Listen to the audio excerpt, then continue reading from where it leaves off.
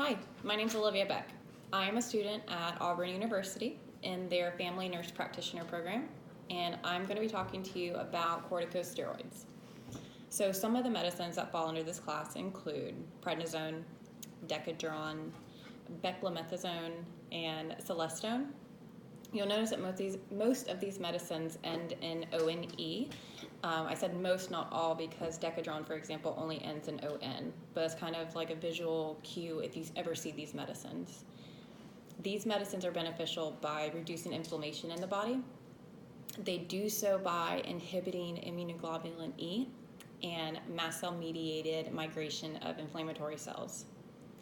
Some of the clinical uses that you will commonly see these medicines prescribed for include adrenocortical insufficiency, immunosuppression, rheumatoid arthritis, or any kind of inflammatory response in your body, whether that be in your lungs with asthma or on your skin or anything like that with an allergic reaction that you could be having.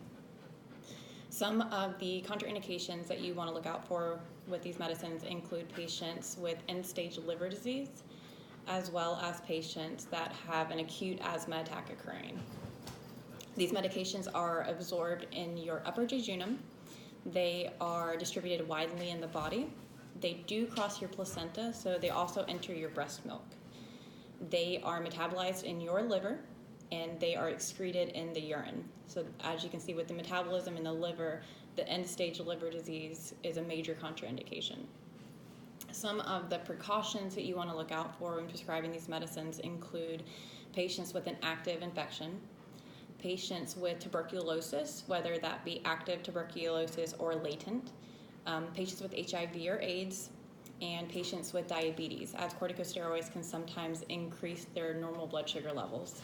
You also want to be cautious for patients that have osteoporosis or that are at risk for osteoporosis, and that includes postmenopausal women.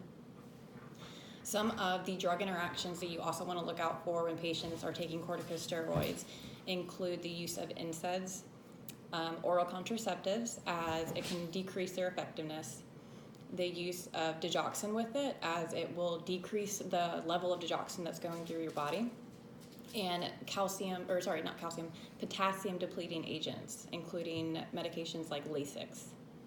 So some of the side effects that you want to look out for or educate your patients on while they're taking these medicines include an increase in weight gain.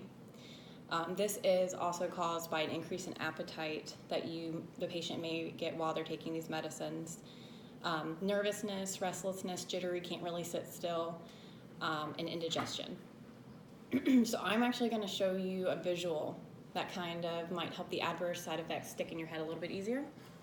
So this is Coda. As you can see, he is a little restless, can't really sit still. He is also pretty fluffy. He has some increased weight gain, and this is also secondary due to his increase in appetite. Coda never really gets full. He's always hungry. All right, thank you, Coda. So the patient education, which I feel like can also be the most important part when you're prescribing any kind of medicine to a patient, would be to watch their caloric intake. You want to make sure these patients are aware that weight gain is a possibility while taking these medicines. You want to educate them not to drink alcohol while they're taking it.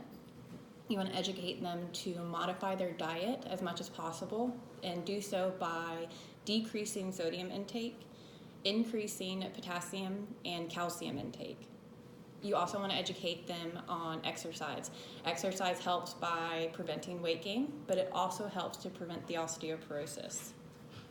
You also want to make sure that these patients understand that they should never stop taking these medications without first talking to their provider.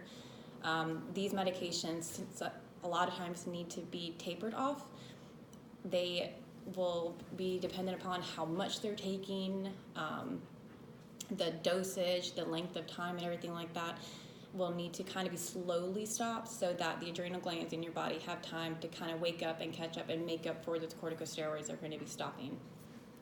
That also kind of leads to the rational drug selection.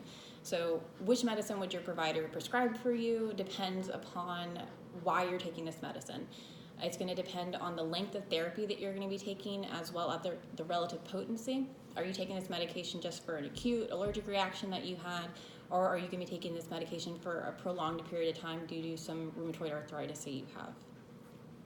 So 3 main takeaways that I would like you to remember if you're going to be kind of filming through this video is like the 3 main points. And the first one is going to be osteoporosis. You want to monitor your patients. You can do so by a bone marrow density test. You also want to prevent osteoporosis as much as you can, and do so by modifying diet as far as increasing calcium, and do so by exercise, increasing exercise. You want to make sure that your patients understand to never stop taking these medications without first discussing it with their provider. Make sure that they're doing so appropriately and safely. And you want to make sure as the provider that you are prescribing these medicines to patients who do not have an acute infection going on. Okay, thank you all so much. I hope you learned something.